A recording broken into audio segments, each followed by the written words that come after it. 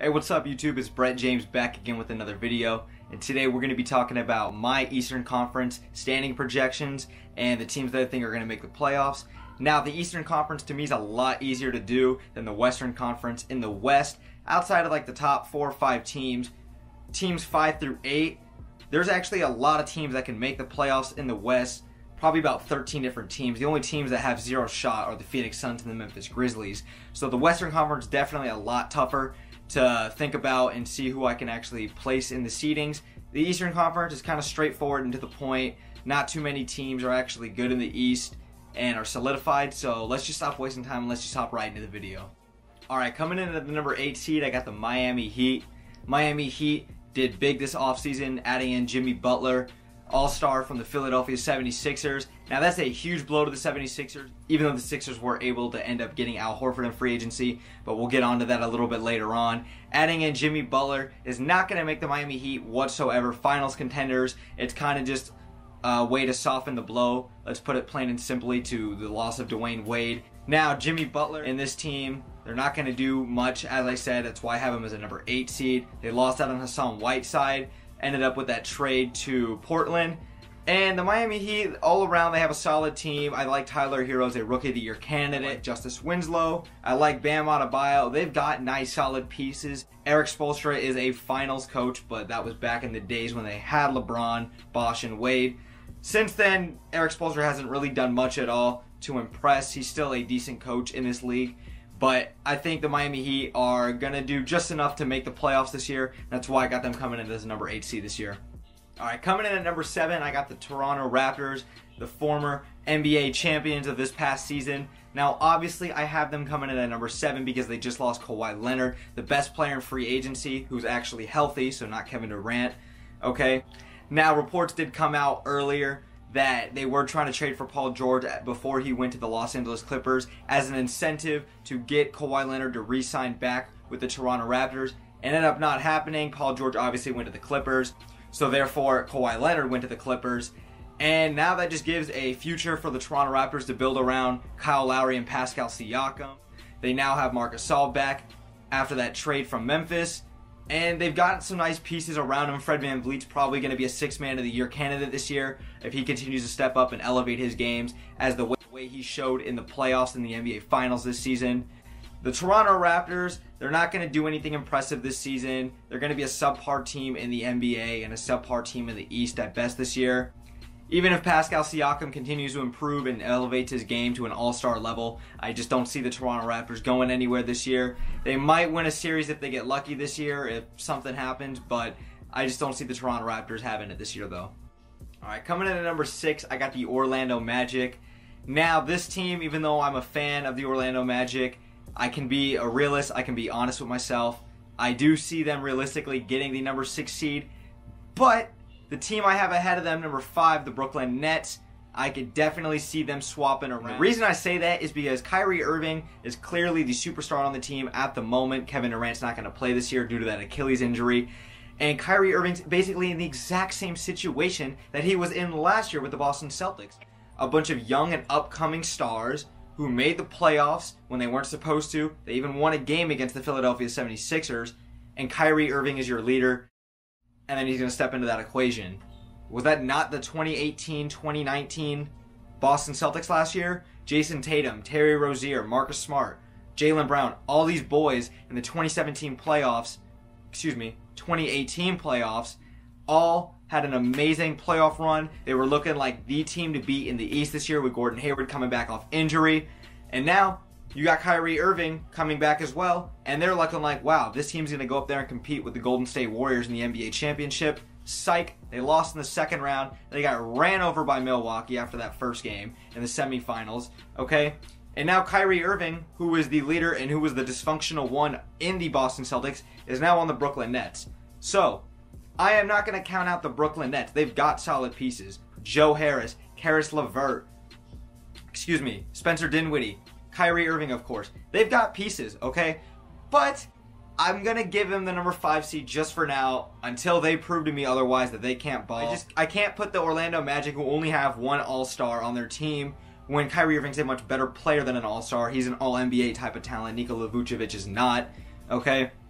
until the Magic can actually prove to me that they can consistently win, they're not going to lose to teams like Phoenix and Atlanta when they should be blowing them out of the waters, okay? And that they can actually be a good team in the Eastern Conference, I'm going to put them as the number 6 seed. And until a few other guys take some leaps, guys like Aaron Gordon. Terrence Ross was actually the highest jump in usage rate from the 2017 to the 2018 season. A lot of these guys are primed to take a step this year, especially if Markelle can come back and even be anything to what he's supposed to be like. He doesn't need to play like a number 1 overall pick at the moment.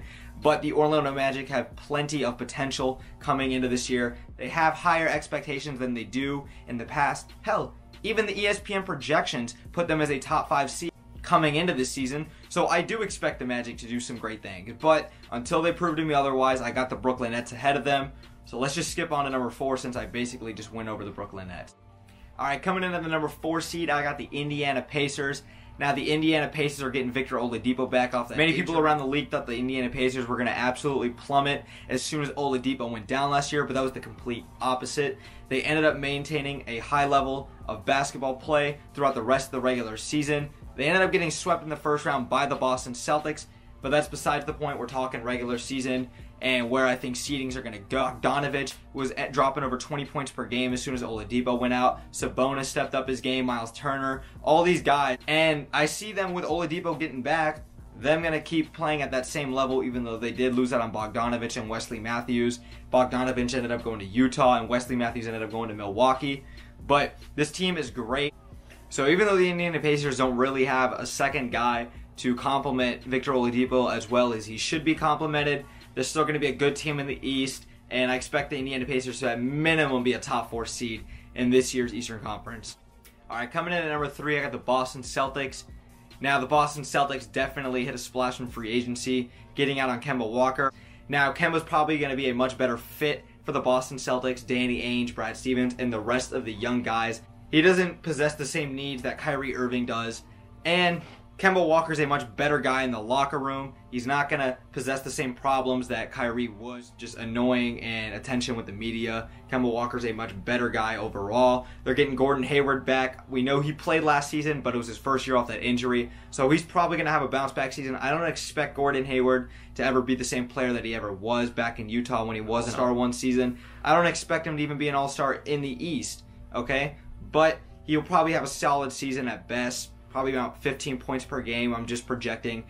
That contract that they gave him, that 4-year, $134 million contract, is not worth it. Yes, he had the injury, as I've said, but come on. He is not worth that money. It's pretty obvious. Celtic fans don't really like him because he's not what he's lived up to. Jaylen Brown and Jason Tatum are both expected to take significant leaps this year, though, with the Boston Celtics. After their promising seasons 2 years ago, especially in that deep playoff run when they made it to the Eastern Conference Finals in 7 games and they ended up losing to LeBron James, they showed a lot of promise. They took a huge step back last year due to Gordon Hayward and Kyrie Irving.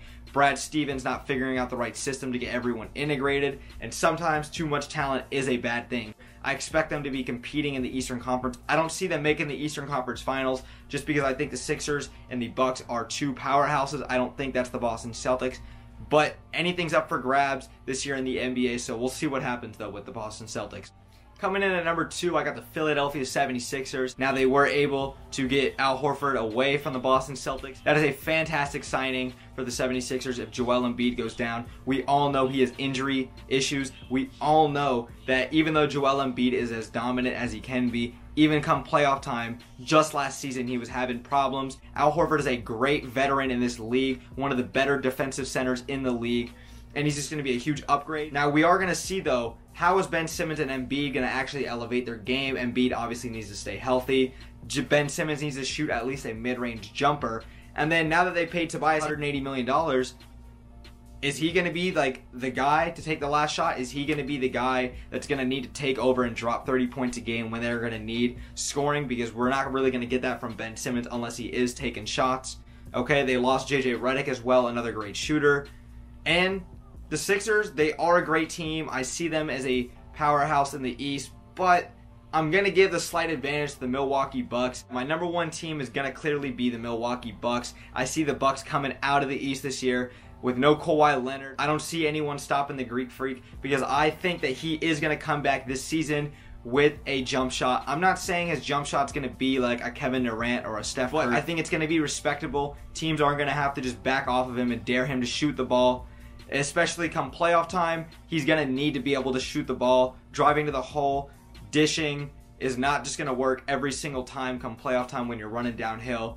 The Greek Freak is going to tear it up this year. I see him winning back-to-back MVPs as well. They got Chris Middleton back, of course, on that max contract. They were able to get Brook Lopez, Robin Lopez, Wesley Matthews. Nikola Mirotic is gone, though. Malcolm Brogdon's obviously gone. That's another huge blow.